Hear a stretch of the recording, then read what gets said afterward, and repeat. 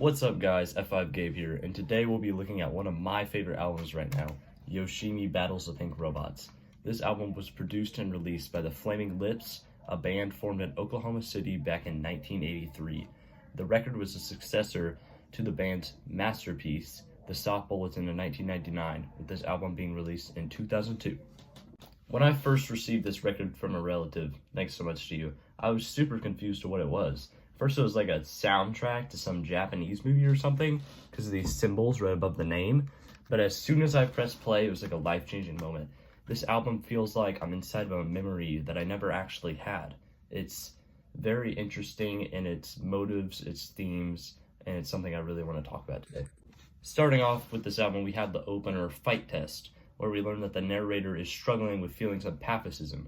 He thought that he shouldn't fight this thing, but now there's no choice. He realizes that while fighting isn't something he'd like to participate in, he has no choice other than to surrender.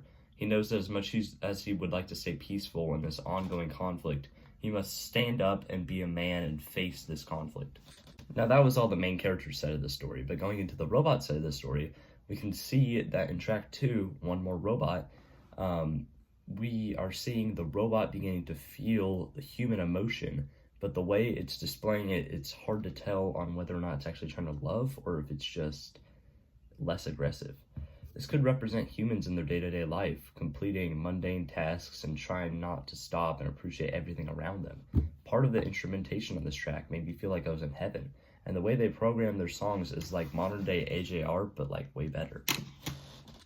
Track 3 goes back into the fast-paced pop rock that we saw in track 1 and illustrates our character Yoshimi.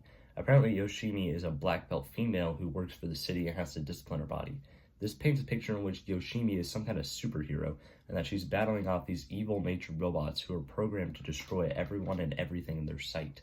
I feel, however, that this track is chronologically before track 2, because this track is painting a picture of bad robots. Robots equal bad. But track 2 is all about just demonstrating how these robots can try to be good and have emotion locked deep inside of them.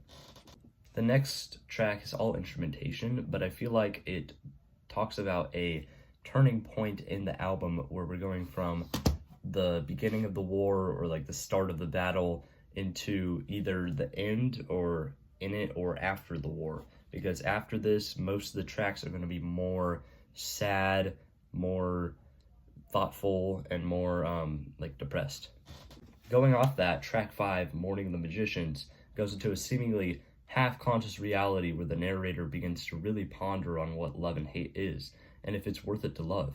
It kind of reminds me of whenever you wake up at night at 3 a.m. and you're like, the city needs me. Yeah, it kind of gives me that thought process, 3 a.m. kind of vibe.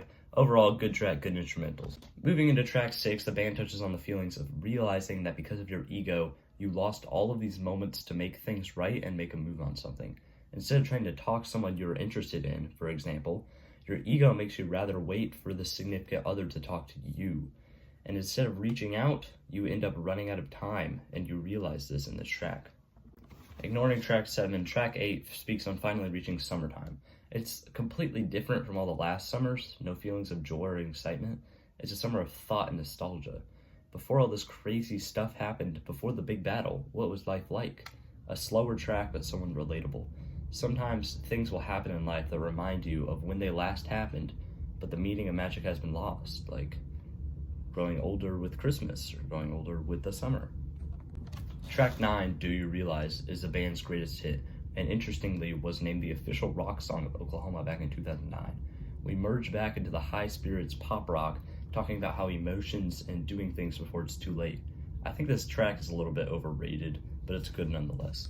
Going into our final vocalized track of the album, All We Have Is Now, breaks down the last amount of logic in your head with the narrator saying that he met a man from the future.